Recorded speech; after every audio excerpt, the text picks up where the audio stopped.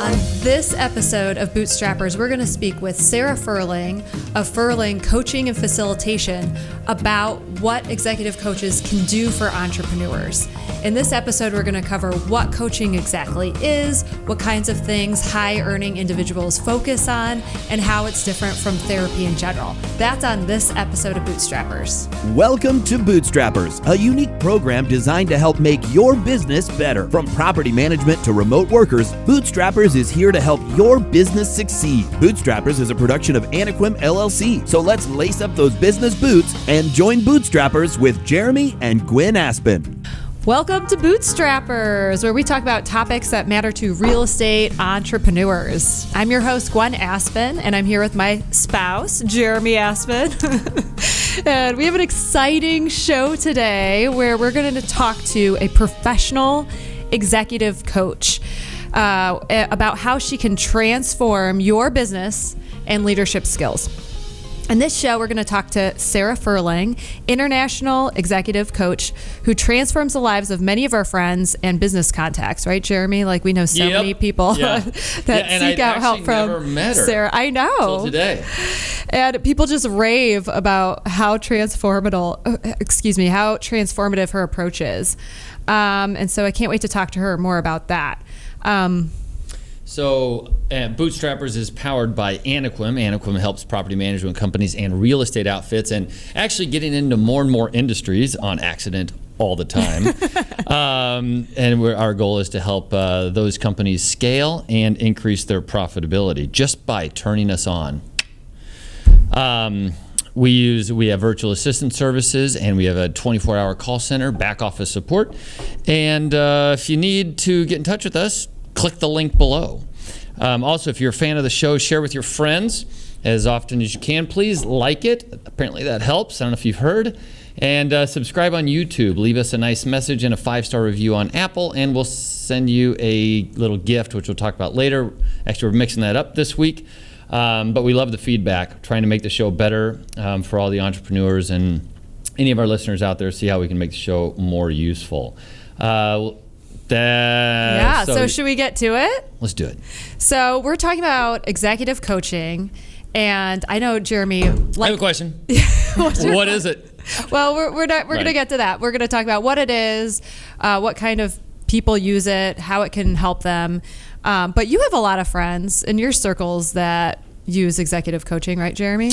Yeah, and actually, so I would say that coming up, I'm trying to say this in a way that doesn't sound conceited, but like coming up, this never even was a thing. I had heard of the industry and whatnot, but it never really became something that I was aware of until, I don't know, you get to a certain level. And then, holy shit, everybody uses a life coach or an executive coach or business coach.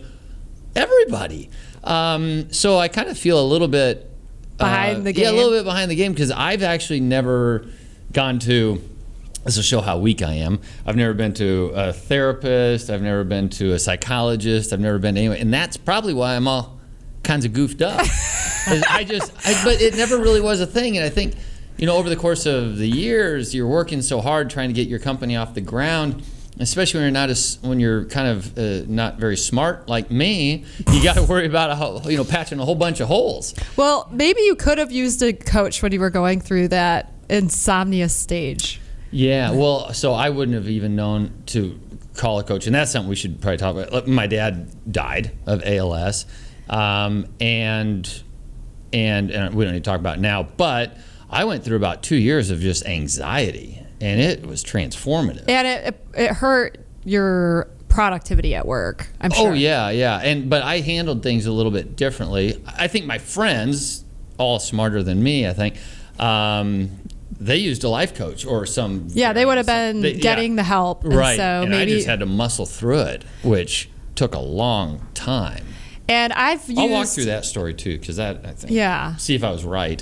And I've used therapists before for like trauma or, other issues at work. My big concern was that I went to a therapist, an actual therapist, and said, hey, I think I've tapped out at my work potential, and I want to get to that next stage, and maybe I should have sought out specifically an executive coach instead of a therapist. So I guess we'll talk about that. But that's why this is kind of an interesting show, is because there are a lot of avenues people can go to for help, and maybe this can lead us in the right direction so people don't waste money or time going the wrong so direction. I suppose it shows a lot like try not to be like me. Know what the tools are out there that you can use to make yourself, I think, if I'm not stepping out of turn here, happier and better, more efficient at life. And a better business, leader for the people that spend 8 hours a day working for you. So this sounds like a good time that we should bring in the lovely Sarah Fruehling. How are you? I'm great today. Thank you, you guys, for having me here. Oh my gosh, we are so excited to talk to you. Literally, all of our friends just rave about your services. Many of them see you in particular or someone on your team for various different reasons. So just, if you wouldn't mind, Sarah, just telling us a little bit about your journey in becoming a professional executive coach. Okay, great. So I was an entrepreneur myself. I started in the field of mental health. So I owned my own mental health counseling agency. I was in Hastings, just a little, my dad's from. not too far away. Me too. That's where I grew up. St. Cecilia's. Oh, nice. That's where his mom went. Nice. Oh my God, We're there's talking 3 about Hastings Matt. people in here. Yeah, Weird. isn't that crazy? Yeah. So what happened was, and you guys know this about the changing landscape of mental health with the introduction of managed mental health care and all those kinds of things, the things I loved about being a therapist actually started being overshadowed by all of the extra work and changes. Ultimately, I don't believe in pathologizing individuals either. So, Jeremy, I want to come back to what you said about your own coping skills and how you handled this. Okay. But actually what happened was I had a friend from college. Some of you will know him, Gordon Whitten, who is an entrepreneur here in town. He's kind of a serial entrepreneur, I would say, who loves to start things and get them going. We met, it was probably back in 2014, actually. I think his dad had just passed away, and he was in town for the funeral. We met for lunch, and it was Gordon who said, you should become a professional executive coach. The way we just sat and had this conversation is exactly what every single one of my friends could use and benefit from. So what happened was I mindfully went to look at, okay, what do I love about what I'm doing now, and how can I make that positive difference in people's lives? So when you're aligned with your highest calling, I have this belief that things just fall into place. That's exactly what happened. I think as a therapist, I always felt a true calling to make a difference in a very small, quiet way. One family, one person, healing people kind of one person at a time. What's happened with coaching and what I'm finding incredibly exciting, enthusiastic, I'm just so enthusiastic and energized by it, is now I'm creating a difference by working with these influencers or leaders. So we are co-creating what do they want to do in their business, in their lives, and we're creating this positive ripple of impact. In our world today, there's so much divisiveness. Wait. Have you noticed? Okay, no, Have you I'm noticed? going to look out for that. I'll look on social media, see if I can find any. Yeah. So what's interesting about that is it actually feels more meaningful, more powerful to me as far as living my core values and making this positive difference, not only in a company, but with their family, with their community, for me and our nation, and even in the world community, being able to help people lean in and understand each other and connect rather than, face off in their corners and be ready to fight. I just think there's a better way. So I actually, and we're going to have to put a link down at the bottom, but I wrote a column for the World Herald, and it just last week it published, whatever. And it was actually contrasting. I was saying the thesis was that we don't really need to unite. What we need to do is not be a dick. Yeah, right. And at some degree, and have good conversations. because we can still have differences, We all do, and we're not going to change that. There are Trump supporters, there are anti-Trumpers, there are Biden supporters, and you're probably not going to change them. And so we can't hope that people are going to change their behavior and their beliefs just so they can get along, or lest they have to suppress their thoughts and beliefs. Yes. Otherwise, and then they're not even being who they are. And then how are you supposed to love them or get along with them or work with them?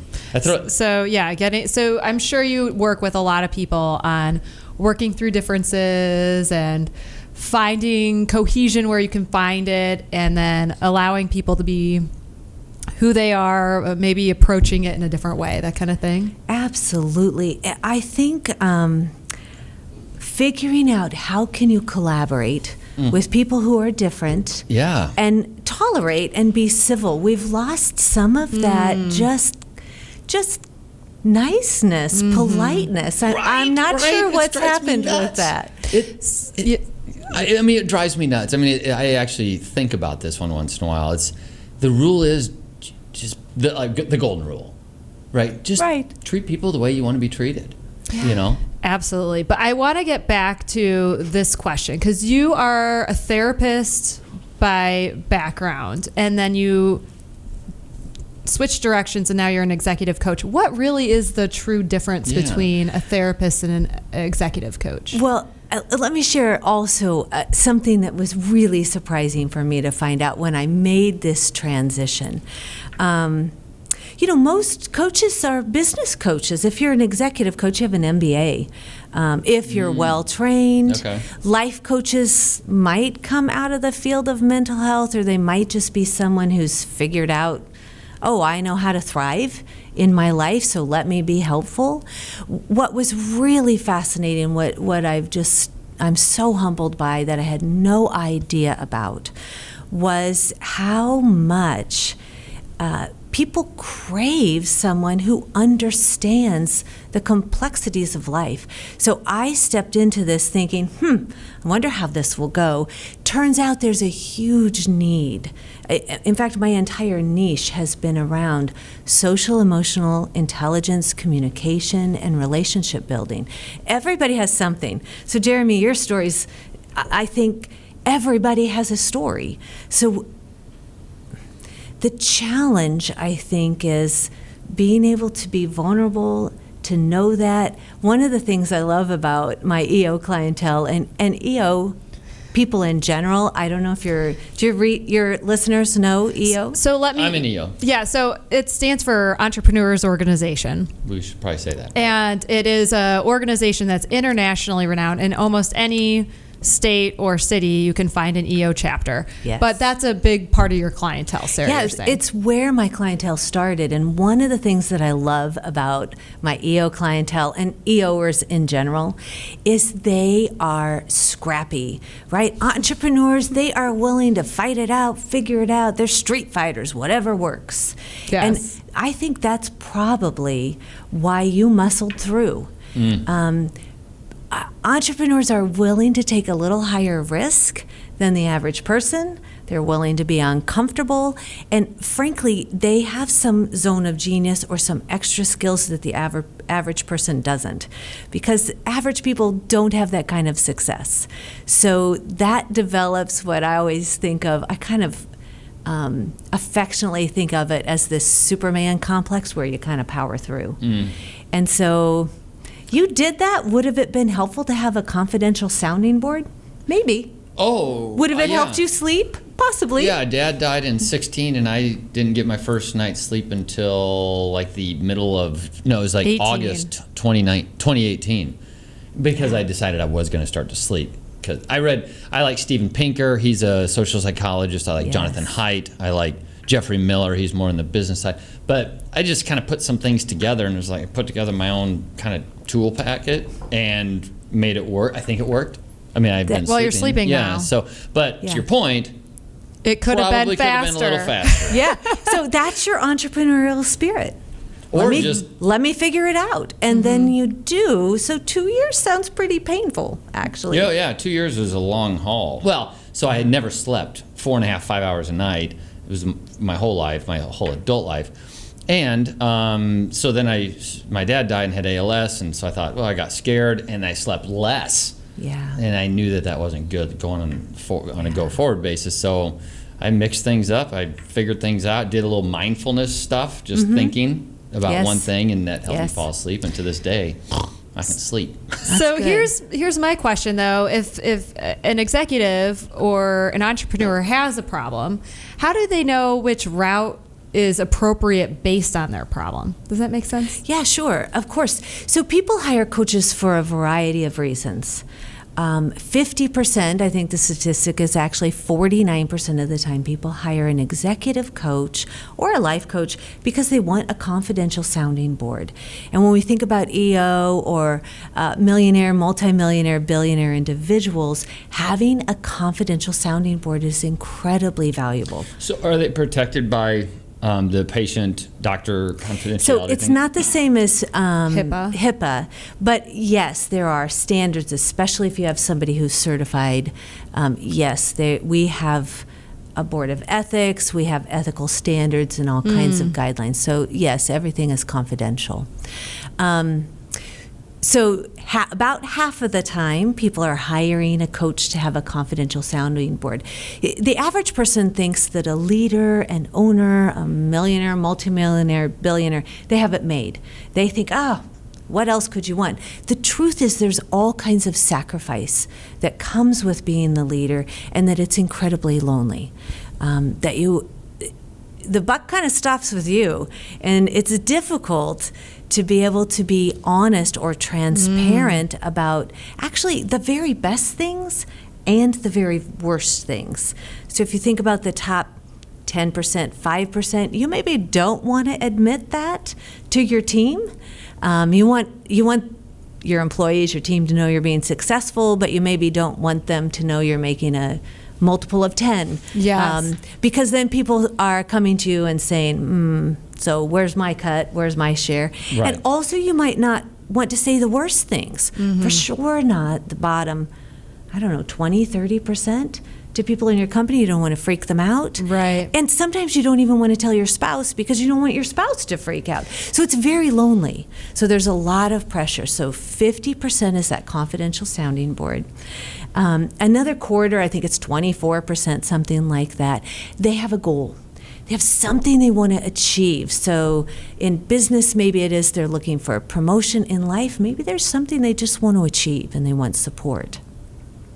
Then we have this interesting 13%, which I always call the rough edges. So this is when you're a leader or an executive or just a person where you sabotage yourself. You've got something that's getting in your way of being successful. So then that kind of coaching is more, let's smooth out those So that's more rough the edges. therapy angle. Maybe, although you guys know my clientele, they're the outliers, right? They're the top 1%. They're incredibly successful. They're super high achievers. They might, so let me give an example of a way they might sabotage themselves. I might have a leader who blows up, has a short fuse with their temper, and they end up causing chaos, hurting people. There's a lot of secondary costs where then we've got wasted productivity. They have to go back, clean up, apologize. And that kind of stuff really impacts the success of a business and the success of your team. So that might be an example. But you might have to dig a little bit deeper to find the root so that, because it's not as easy as saying, well, just don't blow up. Oh, So yeah. that's where the real digging goes. So you did ask the difference between coaching and therapy. So the way I think of it, if you can imagine, is from today looking back, that's a therapist's perspective.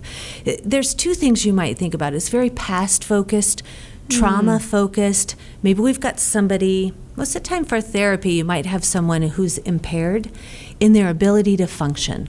So we're working with someone who we're just trying to get up to healthy functioning. Got it. And there's a real focus on problems. What's not working? What happened? Let's heal the past. coaching is today looking forward. And actually, my favorite way of coaching is not just how do we show up at our best today, but what do we want to create? So what's the vision? Whether it's life coaching or executive coaching or for your entire company, what's the vision that inspires you? And how do we show up in a way that isn't just bringing down your hammer, this is what we're going to do, but let me inspire you with what's happening, or I'm so inspired about the future that it pulls me there. So it's more like positive psychology then, right? Because it's more focused on the positive and vision and moving forward. Now, definitely for me, that would be my brand. But I'm a strength-based coach. That's important to me. What I know is that Jeremy, you might be interested in this because you talked about your anxiety. 50% of happiness actually is based on your genetic set point. So it's how 50% is how you're wired. So I know I'm wired to worry. I can see it in my dad. I can see it in my dad's mom. She was an incredible worrier. I come by it very naturally. Only 10% is based on circumstances. And you know this. I bet if I asked you, you know this to be true. People think, oh, if I had $1 million, I'd be... Right. I'd never have another trouble in the world. We all know millionaires, I know a billionaire who's miserable. So it's not actually that's going to solve things. We also know on the flip side of that, which I love, it means we think if I lose my job or something bad happens, I'm never going to be happy again, when the truth is, okay, it affects us, right, but only 10%. We have a lot more grit and resiliency than we think. So that's important to remember in a time right now where we have lots of worries, pandemic worries, political worries, financial health of our companies, of our own lives, of the world. In general, I think people worry about a lot of that. As a coach, here's what I'm obsessed about. Love to think about. The 40% that's left, do you want to guess what it is? What do you think? I'm at a loss, do you know? I definitely don't know. Make a guess, because I think you could get there. Math. No, I don't know. No, you actually kind of named it, so I thought you might have it, Jeremy. Actually, it's how you show up. It's choice. It's your intentional choice, how you choose to think and what you choose to do with your behavior. So if you're wired to worry and you make a behavioral choice, I'm going to drink and smoke and I'm going to think about all the things that stress me out, you are not going to feel better. Right. If you make an intentional choice to say, okay, wait, let me practice mindfulness so I can switch gears, get out of reactive thinking into healthier, let me be responsive, and let me choose to channel my anxiety by going for a morning run every day and then kickboxing or something. There's a lot of other ways you can handle that are healthier. So, question, you said mindfulness, I said mindfulness earlier, and I think that puts me into kind of like the yoga crowd, right? I mean, that's what I think. People look in through the camera and they're like, Jeremy well, that's wants a yoga everyone freak. to know he does not do yoga. I don't do yoga, and I don't even do mindfulness. I mean, in the traditional sense and like the discipline, I stole from it. But so how do you... Is it goofy anymore? Like, is it being more accepted than it used to be? The word?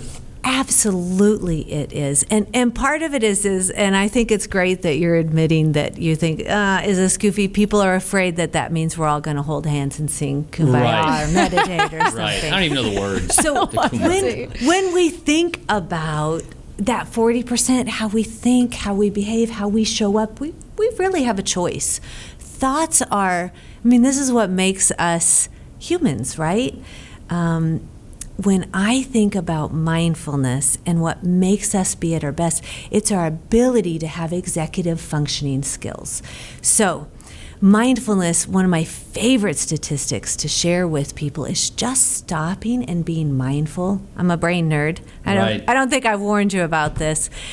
If we stop and do a good mindfulness, simple technique, deep breathing, If you're stressed out, you take 20 seconds to do 3 to 5 deep breaths. You actually stop the production of the catecholamines and your stress hormones in your brain, like adrenaline. If you add to that for 2 minutes, so deep breathing, 2 minutes, thinking about counting your blessings or thinking about what you're grateful for, you actually start the production of your feel-good hormones.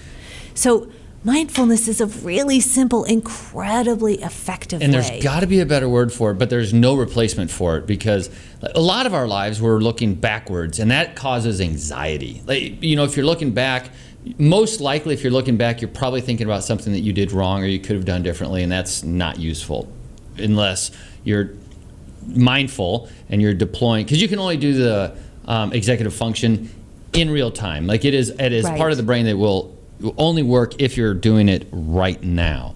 So you can look back in time using your executive function, but you've got to be able to get away from the past and the future if you're going to be able to be mindful. Let's come up with a new word. Yeah, I just use the term self-awareness or notice. Because if we notice what's happening with our internal dialogue, which we're all having an ongoing conversation, if we can notice that, we can disrupt it and we can make a change. And that's really where our point of power lies. Maybe you read that book, The Power of Now. It was written by Eckhart Tolle. So he really says 95% of what we're dealing with, it's either in the past, which we cannot change, or it's stuff in the future that we're just freaking ourselves out about. Right, yeah. So he likes to say, push the past back, push the future out, and live in the now. And there's really some truth to, we really have the ability to choose that. But it is a discipline, and it does involve training, creating new neural pathways. How can we think differently? How can we behave differently? So we really can be our best. So I love... God, there's one thing I love talking about all that kind of stuff. I'm not going to, because it's so long-winded and detailed, but... Well, I just have a question. If you are going to engage in coaching, what is it that actually happens in the coaching sessions? Give us examples and names. No, but I'm just saying, is it like a program, or how does the process unfold? Well, so I can tell you my process, and then we can compare that so there's lots of different ways people approach coaching.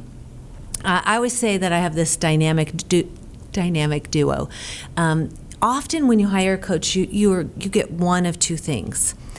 You get an insight coach, someone who helps you connect the dots, or you get an accountability coach, which is, what do you want to do? Let's create goals around that. Okay, what are you going to get done in the next 2 weeks? Great.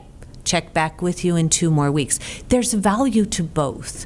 It's really been a surprise for me to learn that most coaches really do one or the other. The thing that I've loved, and where I think kind of that dynamic duo for me comes, is being able to help people have those aha moments. It's part of the process, but then creating, okay, so now what are we going to do with this? Because aha moments are fabulous, but often you just have them, and then you move on to whatever the next thing is. So you help people execute the aha moment.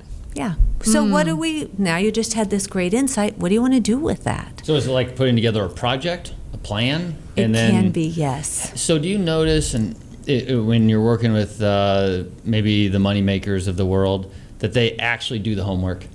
Absolutely. Or are they harder to get to do the homework? I would say absolutely. People who are high performers, they don't even need me to hold them accountable.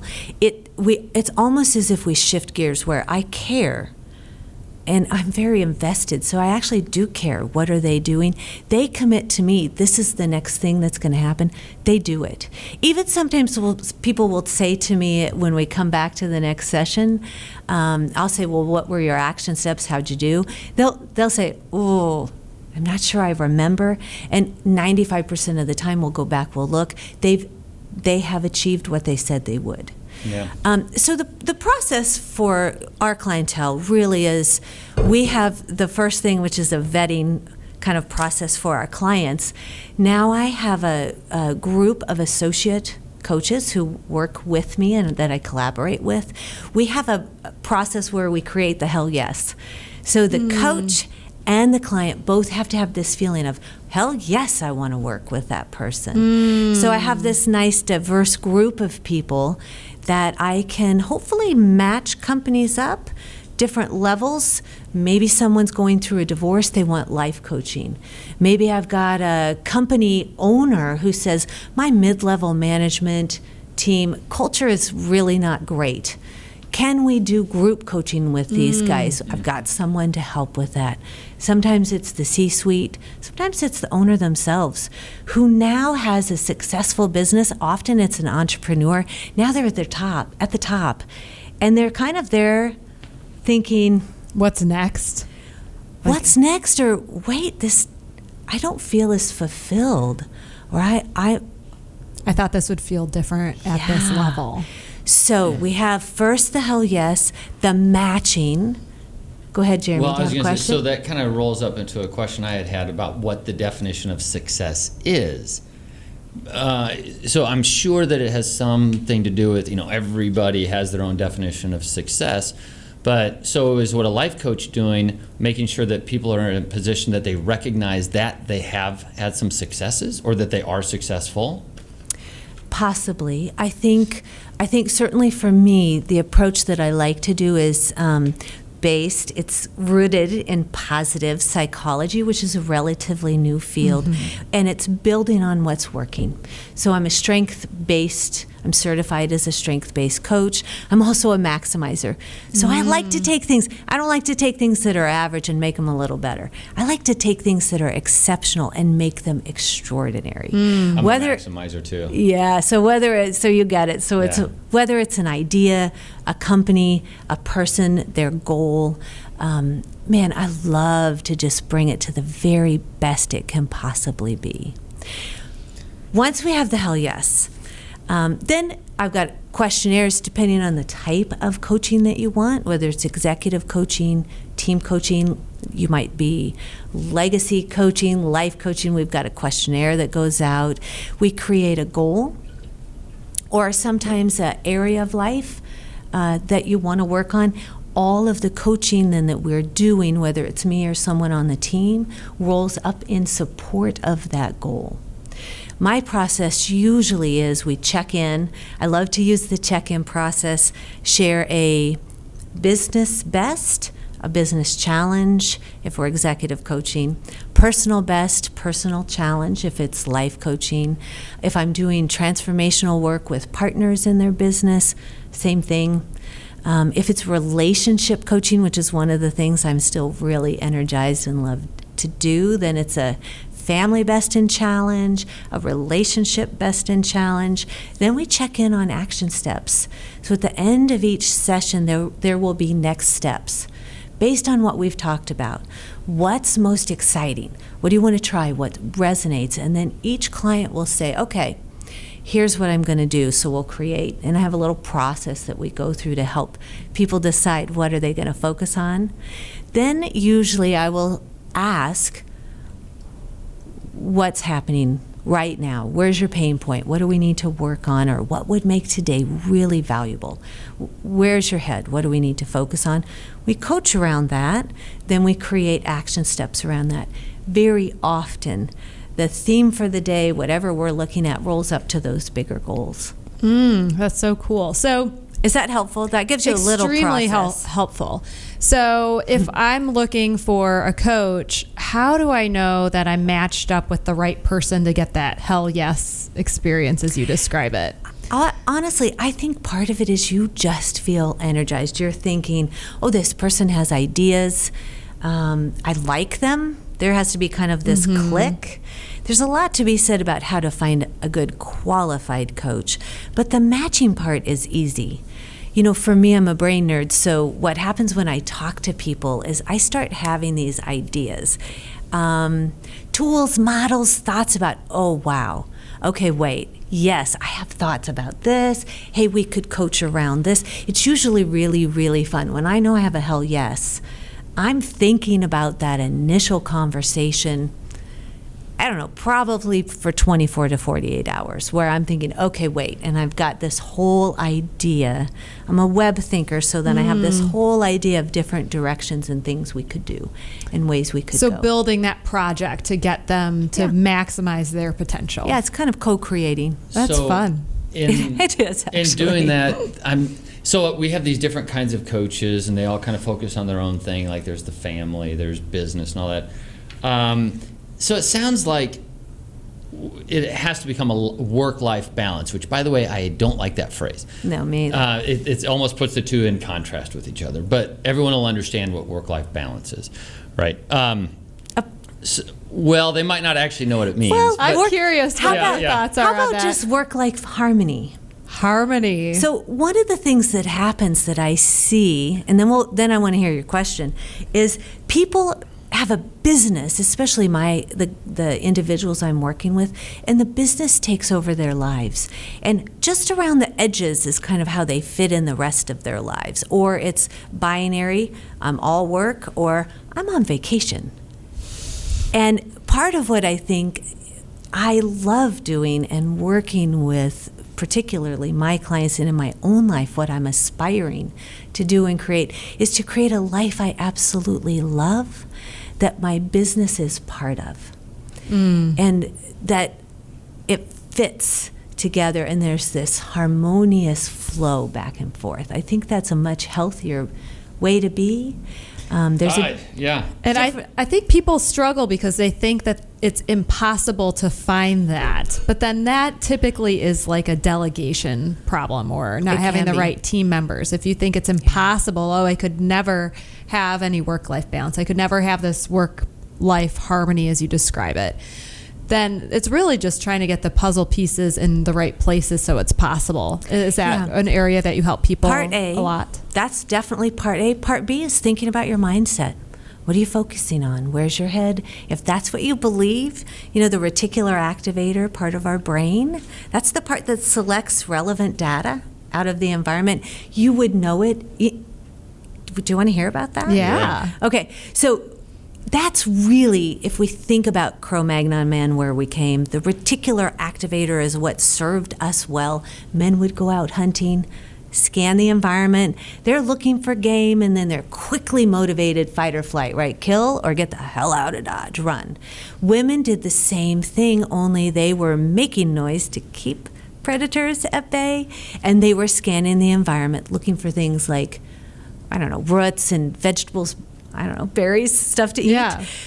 Today, we have that same action that happens in our brain. It's driven by the reticular activator. You would know it. A modern day example is if you're going to buy a new car and you start thinking about what color do I want, and then the next time you get out on the road, you see like 20 Yes. of them. Yes. Have you? Yes. Oh, yeah. Or when I first Absolutely. decided we were going to start having a family, I was 30. It's like nowadays, every like time everybody I see has a baby. Ferrari, I'm like, it's just like mine. So I just get out and have one. But we all have seen that, right? Yeah. We know how that works. So I think mindset's an incredibly powerful point of this, because if what you're thinking you're going to find is negative, you know what? You will. People have read the book, The Secret. Oh, it's all this. There's another example of woo-woo kind of thinking. The science behind that really is what we intend, what we focus on. That changes our conversations. It changes what we notice. The reticular activator does a bunch of the work for us. That's so interesting. So when people choose, when they're really deliberate about their goals, when they have a great project that they're working on with a coach, then the biology kind of backs it up and supports you on your progress, is what I'm hearing you say. Is that correct? There's a great book written. It's called The Best Year Yet, Your Best Year Yet.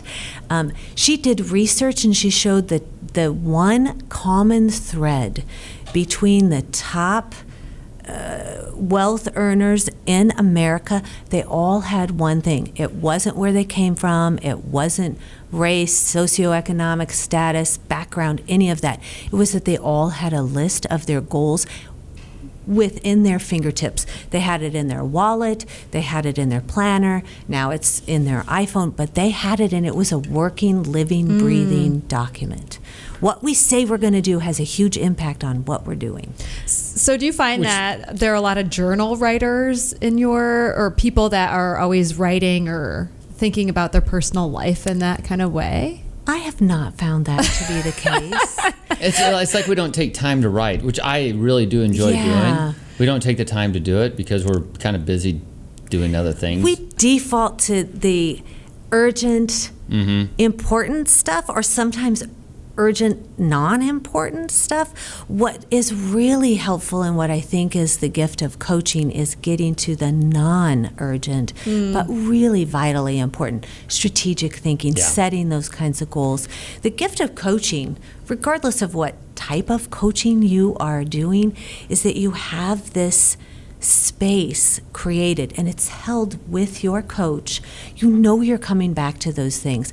Do you guys both know how have you have that thought like, oh man, I should think about that someday, or you're starting to think about something, but then you get a text, and then you get in your phone, and I've got a whole part in my book about things I don't want to forget. So the thing that's beautiful, and I found that this in my own coaching, you just know you're going to get to that because you've created the conditions where you have time and space that's defined with someone who's going to help bring you back to, wait a minute, this is that big vision you have.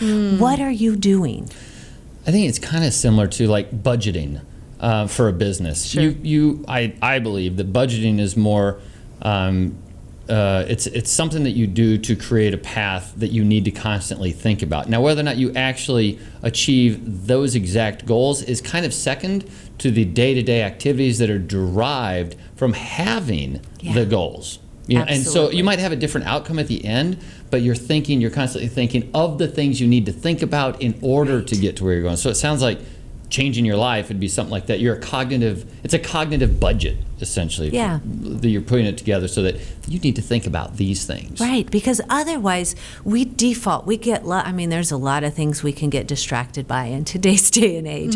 So this really is this luxury of, oh, great, because now I can think, oh, I've got this next step, this thing I want to create, and I'll know, oh yeah, I'm going to do that in my coaching session. And I think my clients experience that too. So because we have our attention taken in so many different ways, what coaching does is it helps you focus on the most important thing and keep it in the forefront of your mind so that the things that aren't important, like Facebook or Twitter or things that we don't have control over, kind of lose their significance because we're focused on deriving the best out of our lives. Yeah, but how are you supposed to find the truth if you're not on Facebook? Think about it. Let's think.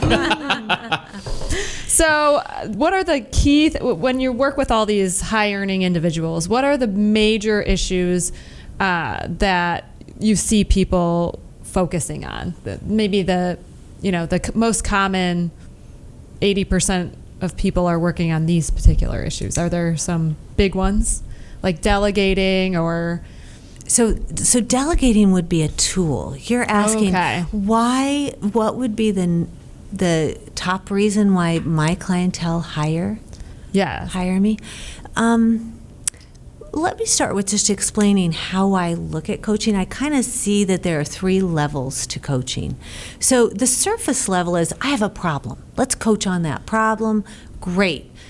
Check the box. I've solved the problem. I'm done with coaching. The next layer down is, I have an area of life I'm struggling in. So it might be leadership coaching, or it might be marriage. Yeah, I want to create a healthy relationship.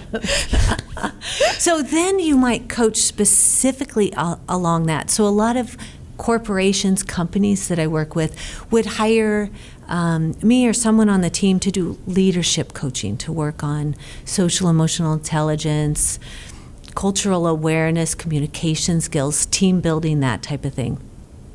For me, the luxury that I'm at right now is I get to do, and what I love doing, is the deepest kind of coaching, which is, I want to show up to my life differently.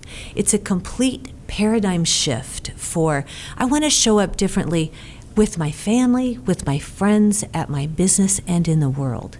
So maybe it's, I've made it. I have a legacy I want to create. I haven't had time to do that because I've been a scrappy entrepreneur, just working. Now I've made it. Now I want to stop and assess. What does success mean? Success, right, isn't a number.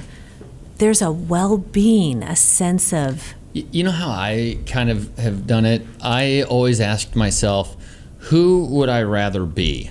And if the answer wasn't me, like I would not rather be, then I had stuff to work on. Yeah. You know, I like being me, and I wouldn't change a thing. Honestly. Except for your wife. No. Well, yeah, but I can do that part-time. I can...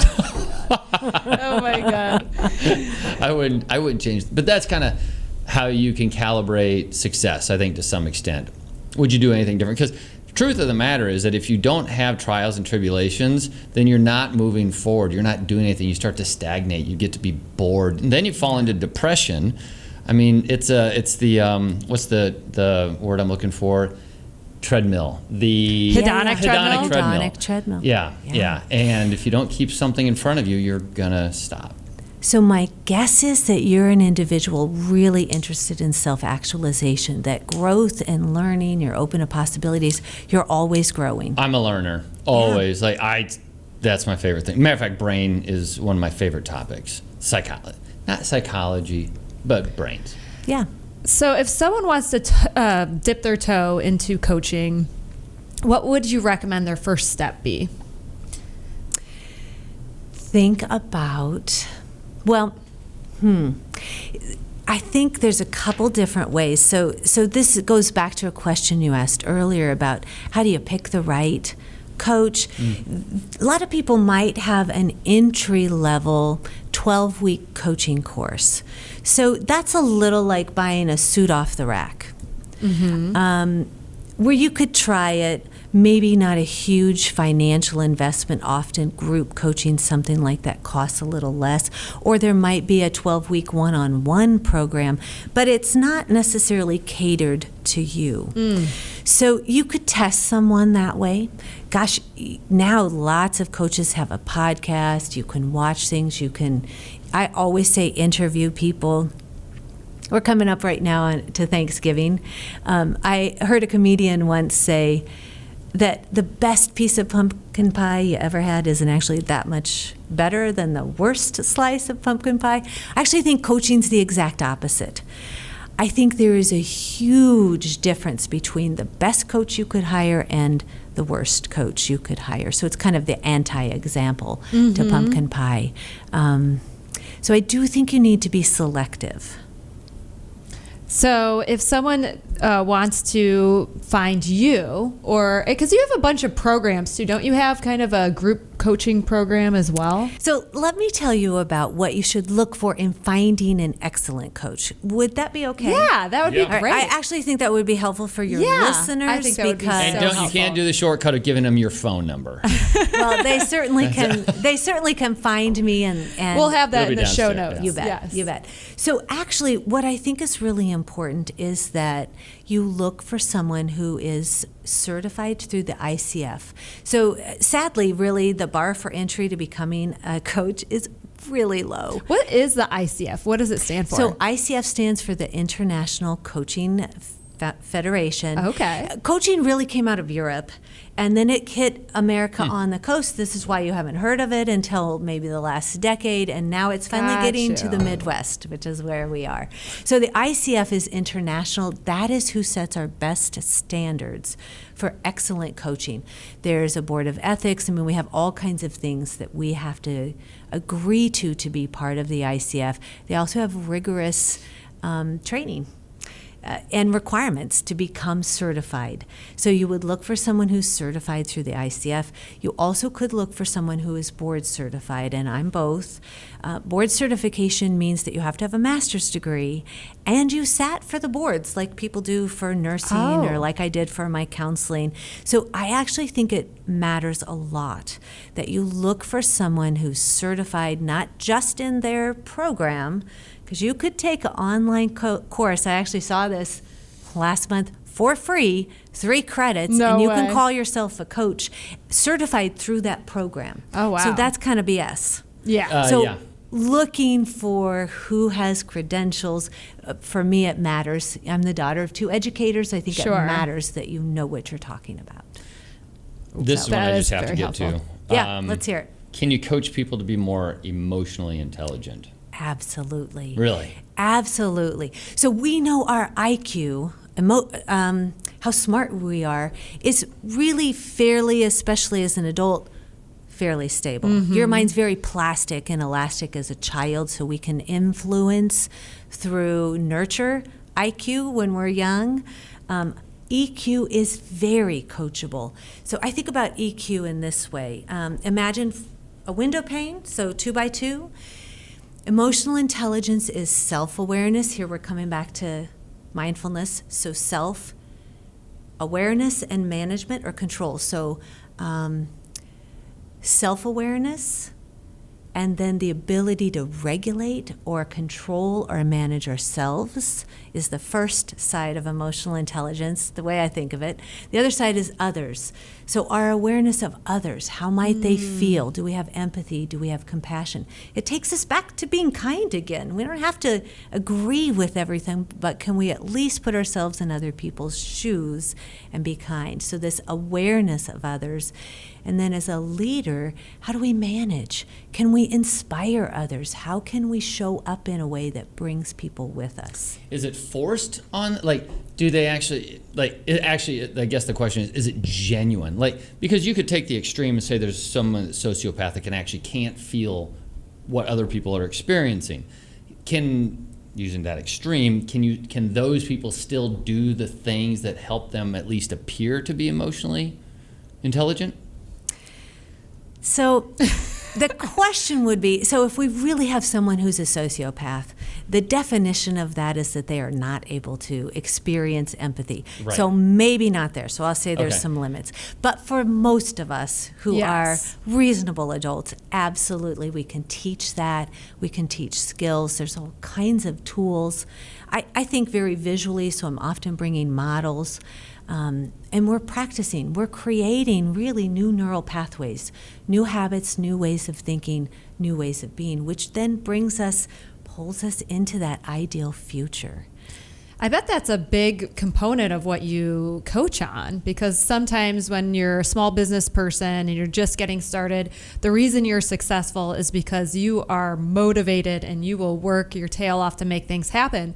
But as your organization grows, and you have to become more emotionally intelligent because you're working with such a big group of people and you have to lead these people, the skill set needed is different. Is that what you find? Absolutely, it does change. And, there's challenges with that, because the other thing that happens is often, and people who are scrappy entrepreneurs, they just sometimes have thinking errors. They think everybody's going to show up and work that hard and be that creative, be that innovative. That's not actually true. No, definitely 70% of people, if we think about our learning zones, 70% of people live in a comfort zone. They don't like change. They don't want to do things differently than they've done. They drive the same way to work every day. They eat the same breakfast every morning. They like comfort. Only 20% of people love to be in that learning zone. So that's I didn't the difference. realize that it was that big of a difference. Yeah, it's Wow, small. And then we have 10% that are kind of in the high risk zone. Those are people who are maybe so far on the cutting edge that they put themselves or the business at risk. Interesting. There's a ton of stuff I want to go over. Oh, I know. You know what? We're going to just have to have Sarah back. Yeah. I think that's... Although we do want to know what book you would recommend to people. So I'm an avid reader. Anybody who works with me knows this. I'm usually taking notes. I try to read what my clients are reading, so I'm paying attention to what they're doing. Actually, the last book I finished, which is what I'm thinking a lot about right now, is the Book of Joy. That's a book with the Dalai Lama and Desmond Tutu, Archbishop Tutu. And it's really about how do we choose a life of joy, and how do we choose to think and focus on that? It's really, that sounds really incredible. Kind of comes back to mindfulness. Yeah, and positive psychology as well. Like, how do we really develop and make joy part of our lives and our main focus, especially when things seem really out of control? For sure. And thinking about joy as a state of being is very different. So we can think about happiness. Happiness to me is kind of surface level. Joy is this ability to experience deep, meaningful fulfillment in your life, where you can hold not only the beauty, the wonderful things in life, but the challenges, and embrace it all. So you really experience that depth and breadth of life and appreciate it and see the beauty that's there. So it is not necessarily related to happiness. It's different. Happiness is kind of the average of everything, and joy is an ability to be able to appreciate or whatever. I like that a lot. I like that a lot. Well, we just want to say thank you so much, Sarah, for being here. So your company information will be in the show notes. We should probably say it, though, because a lot of our stuff is on Apple. Yeah. How do they get all? What's your website? So it's fruehlingcoaching.com. Spelling is challenging, so look it up in the notes. I'm sure you guys will have the right spelling. On YouTube. Yes. It's funny, you guys, because I feel like we could talk another 3 hours. Oh, my God. I feel like we could as well. I feel like, I don't even know if I answered the things you for your answered people all of to our find questions. stuff. And Well, this is just part one of a 10-part series. but I'm happy to come back. You know I would love to do that. let's well, do it. it was just lovely to speak with you and finally get to know you in person Yeah, after really. your Very nice. amazing reputation precedes you with all of our friends who go to Fruehling Coaching for many needs, not just coaching, but also for consulting. And I know you do EOS. Yeah, so So we might want to talk about that really quickly. I have been an EOS implementer. However, I'm practicing Elevate to Delegate in my own business. So now I have 2 EOS implementers who provide that service for me. Awesome. But I know it, but I'm not Doing it right now. not going to be doing it in 2021. But so people can go to your website and get a lot of different I think so, yeah. resources for whatever their business needs are. Thank you, Sarah. Thanks, Sarah. Appreciate It's it. been a delight. Thanks, you guys. This has been Bootstrappers, a unique presentation designed to help you better understand how the world turns. Contact Gwen or Jeremy at hosts@bootstrappers.club or visit our website, anaquim.net. Be sure to subscribe to our podcasts on Apple, Google Play, Spotify, and our YouTube channel. Thank you, and join us next time for Bootstrappers.